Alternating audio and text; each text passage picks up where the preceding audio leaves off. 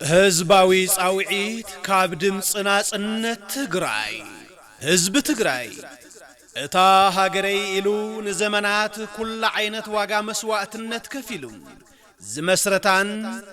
ብምጡቕ ፍልጠቱ ቅድሚ ቀዳሞት ሙዕብላት ዓድታት መስርዕ ዘሰለፋን ኢትዮጵያም ንድኹም ጎንታቱ ግዘና መረጸት ተደጋጋሚ ጽንተት ስለዝትእውጀሉ ልቡ መመሊሱ ደሚኡ ሎሚ ግን ትግራይ በግዘለን መንፈስ ብጽኑዕ ሓደነትን ሕብረትን ደቃ ሰንደቕ ናጽነት ዓቲራም ሃገርነት ክትውንን ኣብ ዘየማት ናይ መወዳእታ መማረጽ ኣልቦ ብሕታው ቃል ስትረከብ እዚ ግሁድ ሓቂ መሰረት ብምግባር እነሆ ድምጽ ናጽነት ትግራይ ዕላው ምስረታ ሓደ ዓመቱ ምኽንያት ብምግባር ህዝቢ ትግራይ ብዛዕባ ኣድላይነት ናጽነቱ ናይቶም ኣብዚ ሓደ ዓመት ውሽጢ ንገብሮም ዝነበርና ዋዕላታት ምኽክር ተወሳኺ ንምዝታይ ህዝባዊ ዋዕላ ዘተ ብምድላው ኣብ ዝተፈላለዩ ዓውድታት ምሁራት ዝኾኑ ጽዕንቶ ፈጠርቲ ብዙሓት ደቂ ትግራይ ስለ ዝቐርቡ ኣብ ውሽጥን ወፃእን ዝነብር ኩሉ ማሕበረሰብ ትግራይ ኣብቲ በዓል ዓውደ ዘተ ክሳተፍ ድምፂ ናጽነት ትግራይ ብልዑል ልባዊ ኣኽብሮት ትዕድም ኩለን ሚድያታት ትግራይ ድማ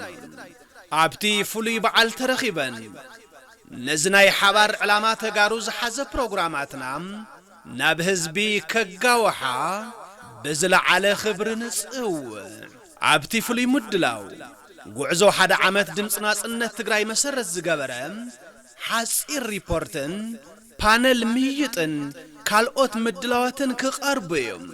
ህዝባዊ በዓል ቀዳማይ ዓመት ድምጽ ናጽነት ትግራይ ዝካየደሉ ሜላ ብዙም ኮይኑ ሜይ 30 2026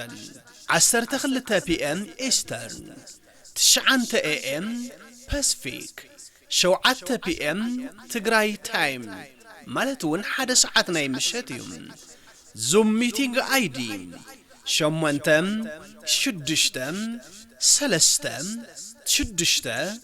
9 4 7 3 7 2 8 ፓስኮድ 8 3 5 7